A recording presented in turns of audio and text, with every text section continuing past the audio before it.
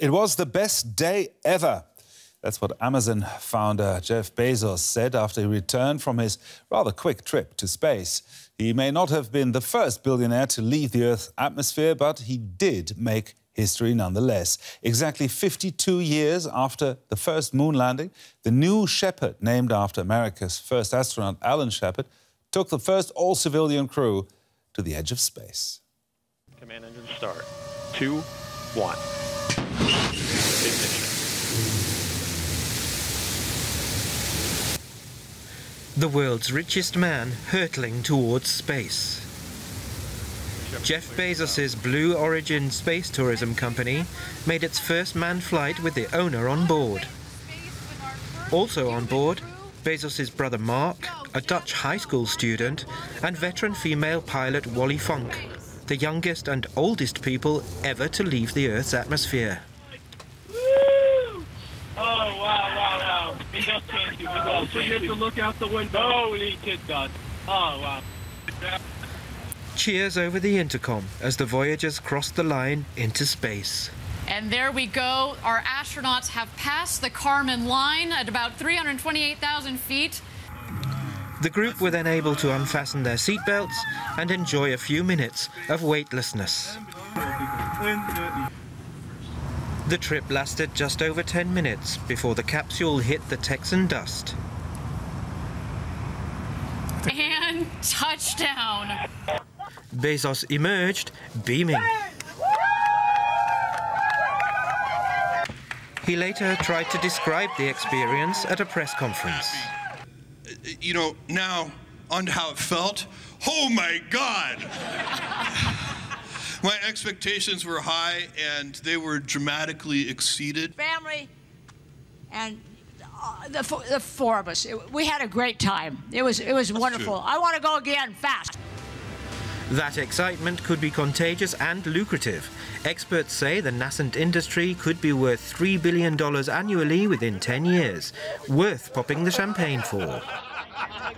Joining us now for more is Mark McCaughrean. He's a senior advisor for science and exploration at the European Space Agency. So this trip is lauded as historic. Well, is it really?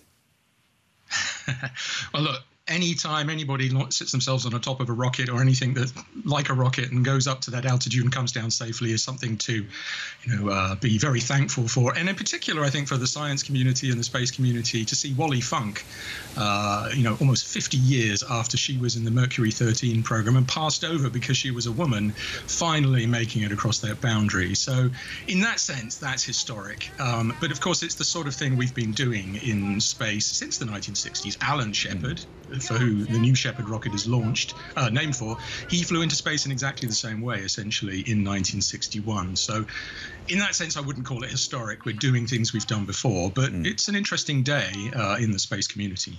So what do we need this so-called space tourism for, this little hop, which is only a first test?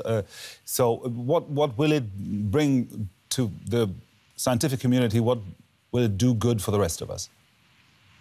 Well, I think we need to be very clear that these suborbital hops are very different, of course, to what we do with our astronauts, what NASA does, which the Russians do, and the Chinese, which is send our astronauts into orbit. That requires a huge amount more energy and is more dangerous because of that. And then they can go to the International Space Station and do science.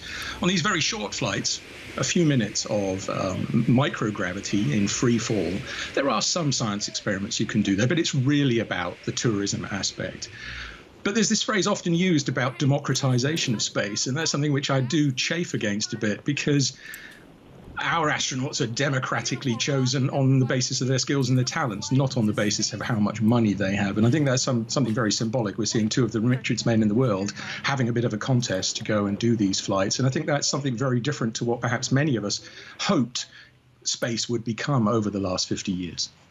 Well, this billionaire space race does remind me a little about the who could build the highest skyscraper in New York, and at least that gave us, I don't know, the Empire State Building and the Chrysler Building. What will be the legacy of this then? Well, that's hard to tell. I mean, many people would say this is a moment where if you don't build that technology, you can't then make it broader and apply it to other people. But I think, again, we need to be very clear. This is the richest man in the world who's made a lot of money during the coronavirus crisis, because we've all been at home buying boxes full of his stuff, which is great. But, you know, is that really the way we want civil society to go? Again, we've got an astronaut in space at the moment, Thomas Pesquet, doing science. We're just in the process of recruiting new astronauts to the European Space Agency. So whether this will become a diversion or really an opening of a gateway into something much bigger for the whole of humankind, I think really the jury's out on that at this time. Mark McCaughrean from the European Space Agency, thank you very much for your insight.